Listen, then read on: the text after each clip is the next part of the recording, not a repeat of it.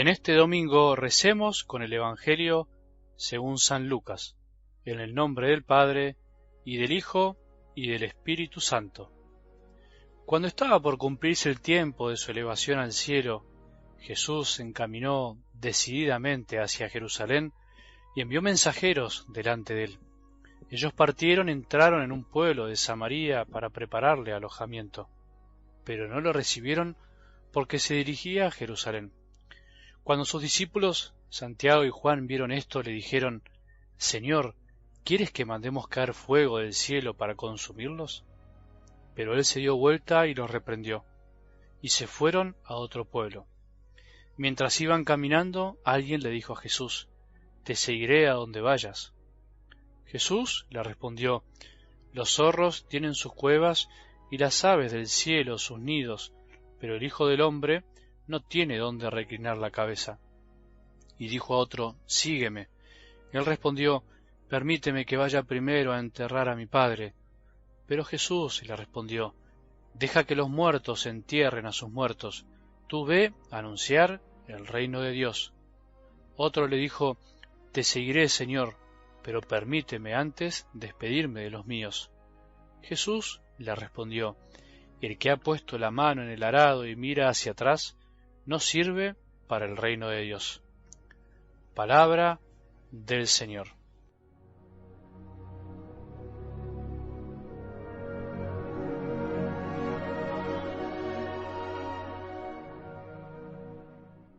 Hoy es el día del Señor Domingo, día en el que, de una manera u otra, tenemos que tratar no solo, por supuesto, de ir a misa para poder escuchar la palabra de Dios, para poder recibirlo en la Eucaristía, espiritual o sacramentalmente, sino también para dedicarle nuestro día al Señor, estando también con nuestras familias, estando un tiempo más de descanso, estando un tiempo más dedicado a poder leer, a poder hacer otra cosa que de alguna manera también nos permite escuchar lo que Dios nos quiere decir, lo que Jesús nos quiere pedir. Y algo del Evangelio de hoy podríamos decir que nos asusta un poco, porque Jesús pide todo. Jesús pide todo. Hay dos personajes anónimos que hacen el intento para seguirlo, y otro más al que Jesús lo llama. Mientras Jesús se encamina hacia Jerusalén, mientras se prepara para ir a la ciudad donde entregará su vida, algunos intentan seguirlo, seguramente movidos por lo que hacía, lo que decía, por lo que representaba en ese momento para todos. Podríamos pensar o conjeturar que no estaban movidos enteramente por deseos puros, por lo menos por las respuestas que les da Jesús.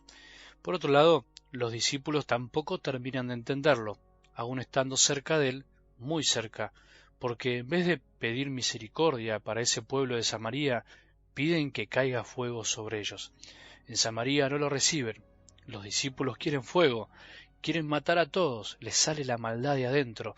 En el fondo, nuestro buen Jesús es incomprendido. Va hacia Jerusalén a entregar su vida y en el camino es incomprendido por todos. Una gran ironía, como también pasa hoy. Bueno, pero te propongo que nos quedemos con los tres candidatos a seguirlo, a ser discípulos. Parecen exageradas las respuestas de Jesús, es verdad. ¿Es posible que nos pida tanto? ¿Que Jesús pida tanto? ¿Que Dios pida tanto?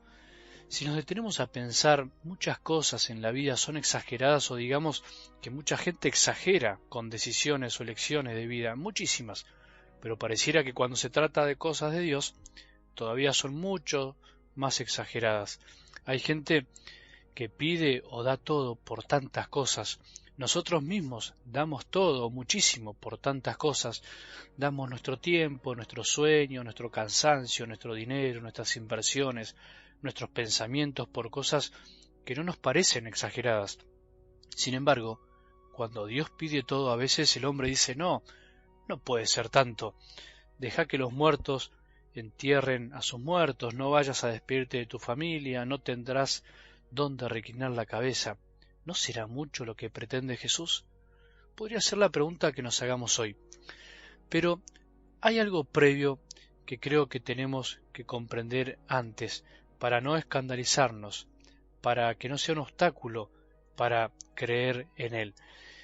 Antes de analizar todas las exigencias de Jesús, de planificar las renuncias, lo que tenemos que dejar o de culparnos incluso porque todavía no somos capaces de dejar nada por Él, tenemos que darnos cuenta que solo Él tiene derecho a pedir todo. Sí, Dios tiene el derecho a pedirnos todo porque Él es el único que nos dio todo y que nos da todo, el que nos seguirá dando todo. Por eso es cuestión de reconocer que Jesús es coherente al pedir todo. Solo Él puede pedir todo porque no puede pedir otra cosa que no sea todo. Si no pidiera todo, Él sería uno más del montón. Y Jesús no es uno más del montón. Es todo para nosotros. Debería ser todo. Es nuestro Maestro, es nuestro Salvador, el que vino a darnos la vida, el que vino a darnos su sabiduría para que aprendamos a vivir bajo la ley del amor. Entonces, ¿cómo no va a pedir todo? Si no, sería un ídolo más, un maestro más de este mundo que al final nos pide muchas cosas, pero no nos da nada. Pensando ahora en nosotros, nadie se arriesga a todo, nadie se animaría a dar todo si no descubre que tras ese riesgo, que tras esa decisión de vértigo que implica dejar todo, no está el todo. Ahí está la clave. Tenemos que descubrir que tras estas renuncias que Jesús nos pide está todo su amor. Mientras tanto, siempre nos parecerá todo muy exagerado. Tenemos que darnos cuenta que Él se da todo. Tenemos que experimentarlo para animarnos a dar un paso más. El que está enamorado de Jesús reclina su cabeza solo en Él. No mira atrás añorando lo que dejó. El que está enamorado, nada le parece exagerado. Que tengamos un buen domingo y que la bendición de Dios, que es Padre misericordioso, Hijo y Espíritu Santo, descienda sobre nuestros corazones y permanezca para siempre.